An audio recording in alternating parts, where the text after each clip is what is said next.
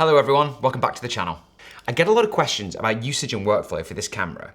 Some of the questions are from people who should be using the camera, and some are from those who, and I don't mean this in a bad way in the slightest, should probably be shooting on 35.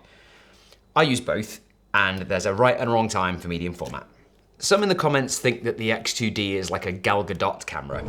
It's just pretty, but it doesn't really have any real talent. They would probably like a camera that's like a Ryan Gosling type, competent in all directions, and you could probably cast it in anything and it will be fine. I think that the X2D is more like a Daniel Day-Lewis. It has limited use cases, but when you use it, your film is a shoo-in for an Oscar. For me, the argument for the X2D against 35mm or even the Fuji GFX for right now is this. For straight up, out of camera, beautiful color rendition, the X2D has it sewn up for me. It's also the most beautiful modern camera there is. It's a pleasure to pick up, it's a breeze to use. If you want to use one of these though, you've just got to be cool with the fact that it'll never ever keep up with a Canon R5, it'll never keep up with a Sony A7R, but bear in mind, it's not really trying to. The X2D is just about one thing, the most beautiful pictures possible.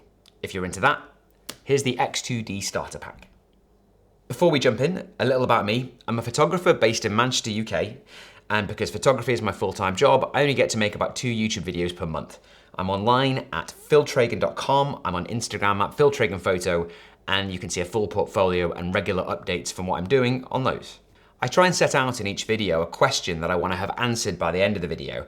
I use footage from my shoots with my client's permission, spend a lot of time figuring out how to answer these questions as concisely as possible, which takes a lot of time and energy. So you know what I'm going to say, a like and a sub will be just grand.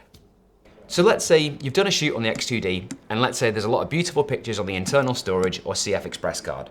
What's the best way to get those onto a MacBook, reviewed, processed, exported to JPEG, and over to your client?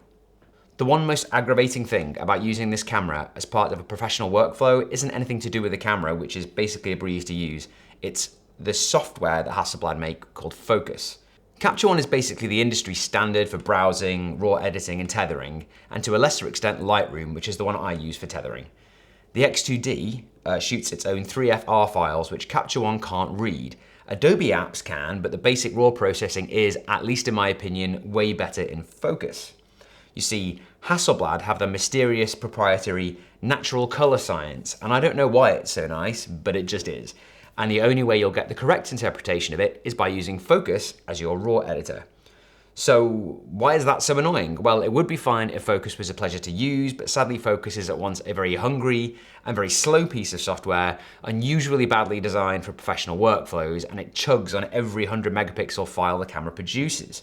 Phocus isn't so good at guessing orientations of pictures, browsing from one picture to the next is frustratingly slow, waiting for previews can be agony, but then if you load them into something like ACR, it just breezes through the changes, but a lot of the color richness just seems to be gone. Phocus does have occasional updates, but they're incremental, support for new lenses and that kind of thing. It also, from what I've heard on forums, it's very Mac focused rather than Windows focused. The upshot is, Adobe Camera Raw does it all much faster, but Phocus does just one thing much better.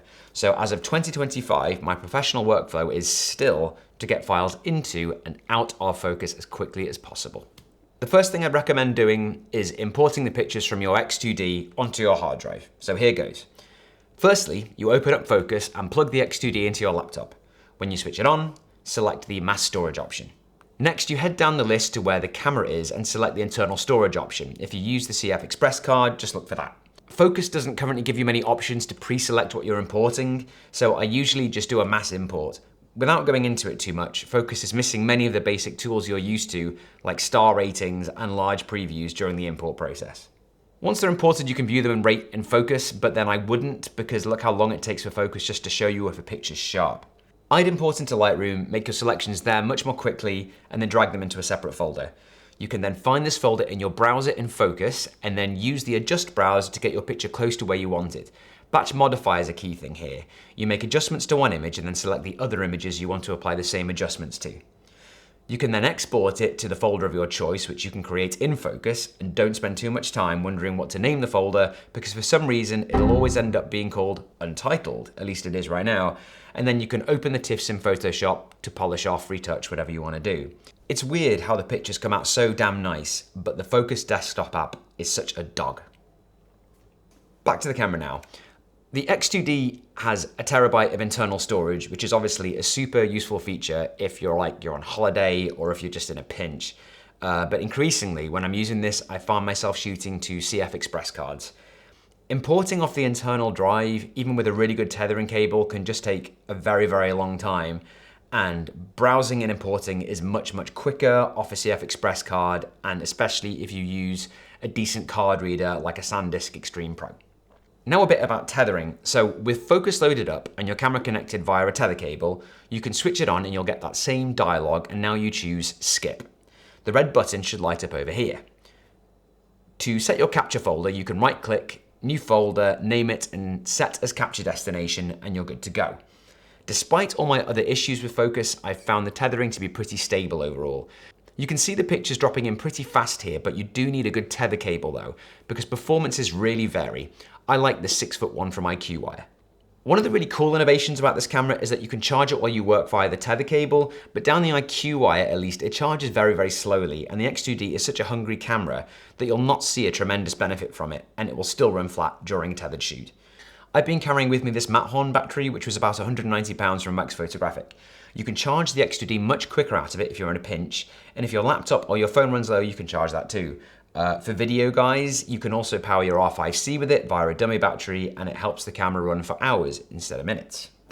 For some reason, Hasselblad have made the desktop app for pro photographers mostly just get in the way of them having a good time. But what they've done incredibly well is the Focus app for iPhone and iOS. It connects with the camera very consistently via Wi-Fi and then shows you all the pictures stored on the camera, and it offers big previews as well, so why can't Focus Desktop do that?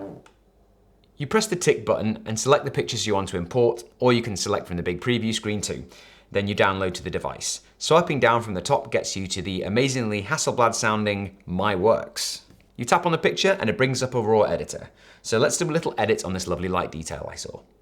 So here's the picture as it came off the camera, so it's really underexposed. So let's lift up the exposure a bit to get that about right. That's about there.